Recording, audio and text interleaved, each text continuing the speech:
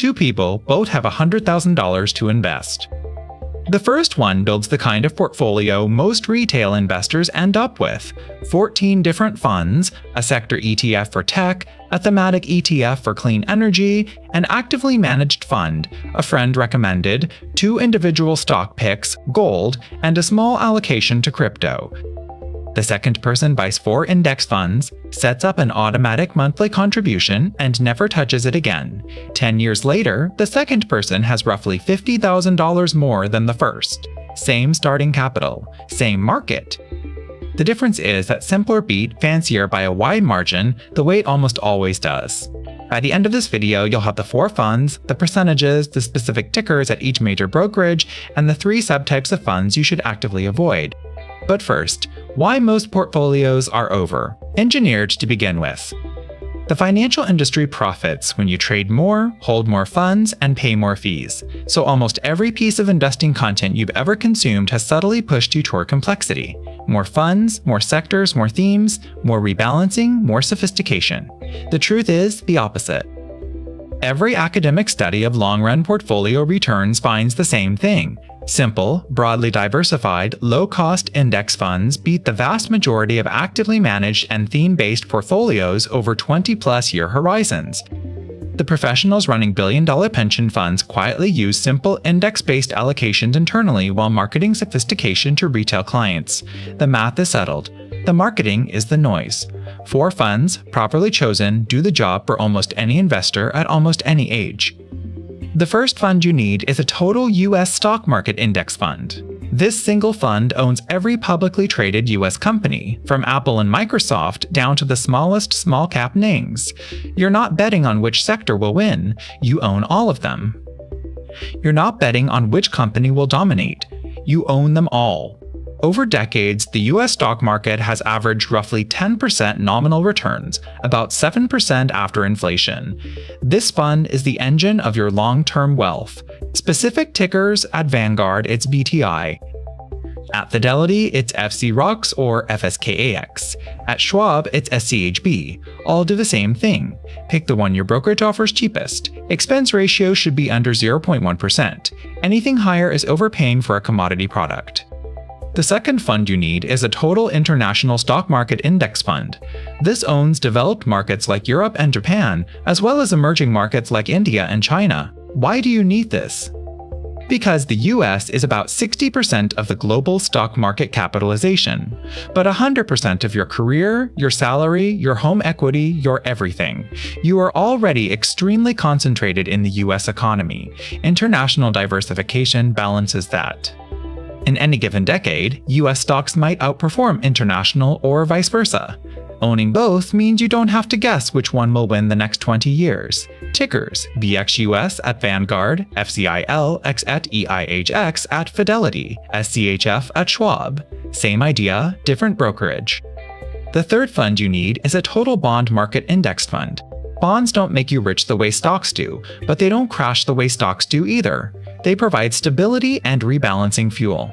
When stocks fall 50% in a year and your portfolio is all stocks, you panic. When stocks fall 50% in a year and your portfolio is 80% stocks plus 20% bonds, you sell some bonds and buy discounted stocks, and you come out massively ahead when the market recovers. The bond allocation is the discipline mechanism even more than it is a return source. Tickers: BND at Vanguard, FXNAX at Fidelity, SCHZ at Schwab. The percentage of bonds in your portfolio should roughly match your age minus 20. A 30-year-old might hold 10%, a 50-year-old 30%, a 65-year-old 45%. The fourth fund is genuinely optional and depends on your taste for slight complexity. Some investors add a small cap value tilt or a real estate investment trust fund, REIT, to capture slightly different return streams.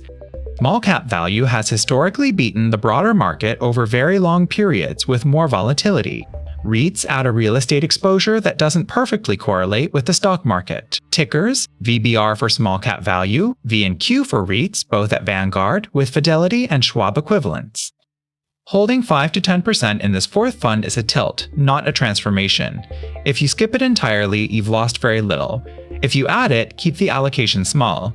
This is where most over-engineering starts. Pick 1 tilt at most, not 5. If the fourth fund feels like too much, drop it.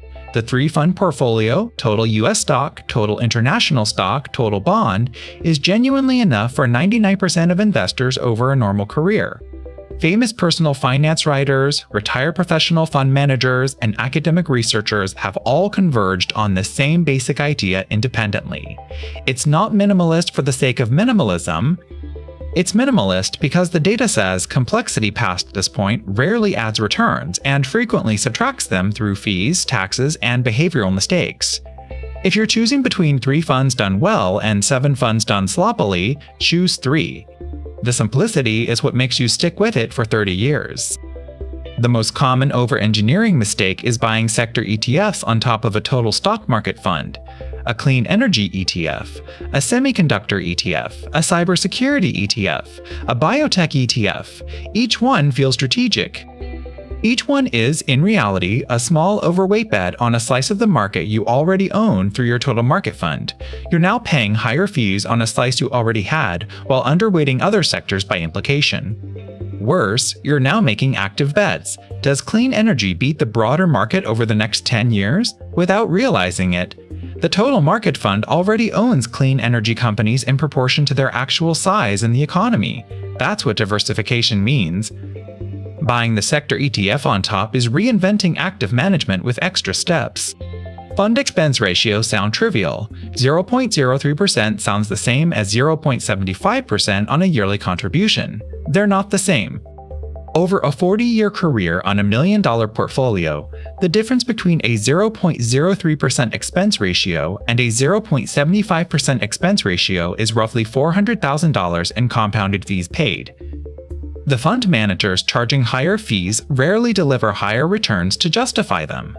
In fact, after fees, the higher-cost actively managed funds underperform the cheap index funds the majority of the time. The single highest return move you can make on your portfolio isn't picking the right stocks. It's picking the cheapest version of the same broad index. Stick to expense ratios under 0.1% for index funds. That's all you need to know about fees. The 3 major brokerages where these funds live are Vanguard, Fidelity, and Schwab. For 98% of investors, the choice between them doesn't matter much. Vanguard is the historical gold standard, owned by its fund holders, with the largest selection of low-cost index funds. Fidelity offers 0 expense ratio funds for their own brands, the ones starting with FC, which are slightly cheaper than even Vanguard. Schwab offers a very competitive lineup and excellent customer service. Pick whichever you already have an account at. Pick whichever has the lowest expense ratios on the funds you'd own. Don't open accounts at multiple brokerages just for slight differences. Simplicity again. 1 brokerage, 4 funds, automatic contributions. One small habit makes a big difference. Once a year, look at your portfolio. If any fund has drifted significantly from its target percentage, sell some of the overgrown one and buy some of the underweight one to bring it back. This forces you to systematically sell high and buy low. It also limits how concentrated you become in any one fund after a strong run. Many investors skip rebalancing entirely and let their portfolio drift toward whatever has done best recently, which means they end up most exposed to whatever is about to underperform next. Rebalancing once a year is enough. Twice a year is fine. Every quarter is too much. Don't watch your portfolio. Adjust it on a calendar like brushing your teeth. Here's a clean target allocation that works for most accumulators in their 30s or 40s. 60% total US stock, 30% total international stock, 10% total bond, 5% optional fourth fund, pulled from the international or US allocation.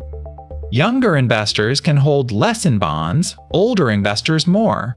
Set up automatic monthly contributions that buy into each fund in those proportions. Once a year, rebalance back to target if anything has drifted. That's the entire active management requirement for your portfolio for the next 30 years.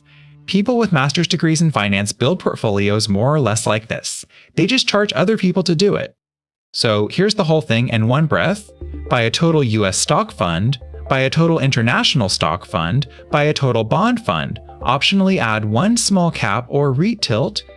Hold them in a clean allocation that matches your age and risk tolerance in expense ratios below 0.1% at 1 major brokerage. Contribute every month automatically. Rebalance once a year. Do nothing else. The sophistication is the simplicity.